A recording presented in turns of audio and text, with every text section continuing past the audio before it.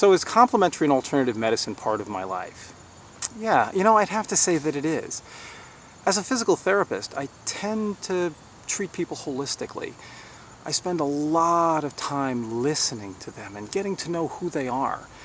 And then I can really treat them.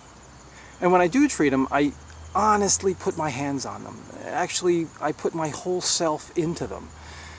It's hard to explain, but I think as much of my healing power comes from my personal energy as comes from the mechanical forces of my hands. In general, I don't discount Western medicine. I mean, I believe that Western medicine has done some amazing things, and certainly there are times when there is no other choice than to undergo Western medical treatments. However, it's also possible that more ancient treatments might be just as valid, and in some cases not as harmful.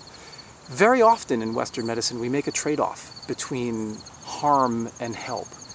I know Hippocrates said, above all, do no harm, but some of Western medicine's treatments are very harmful. It's collateral damage, and the end result is that people become better. But there are some Eastern treatments that are a little more humane. And of course there are some more ancient treatments that are a little less humane. But I think if you take a balanced view and you try to learn everything you can about the treatment that you are considering, and then make an informed choice, that might be the best way to go. So how often do I go to the doctor? Well, I go when I'm sick. But the truth is that my definition of sick is more of a definition of not getting better. I mean, I could start not feeling well and then not feel well for a day or so. But if I don't start improving on my own, then I know it's time for some kind of intervention. But as a rule, I tend not to like to take a lot of medications, and I tend not to like to go to the doctor a lot. I'm not one of those people that runs to the doctor frequently. Honestly, I believe in maintaining a high level of physical activity because that helps improve your immune system. I drink a lot of water, and that's not just hype. A lot of water does help flush your system. And those two things, plus drinking a fair amount of tea, that helps keep me healthy. And I don't go to the doctor that much because I really don't have to. When was the last time I went to the doctor? I guess about 6 months ago. I got some kind of infection in my leg, and it just wouldn't go away, and it started to get redder and redder, and I knew what that meant. And I knew that there wasn't any alternative treatment that could help me fast enough, so it was time to go to the doctor for little old-fashioned antibiotics. In general, I don't like to overuse antibiotics, but in this particular case, I really kind of had to. Do I lead an alternative lifestyle? Gee, I don't know. I kind of think everyone else leads an alternative lifestyle. I think my lifestyle's pretty much true to me.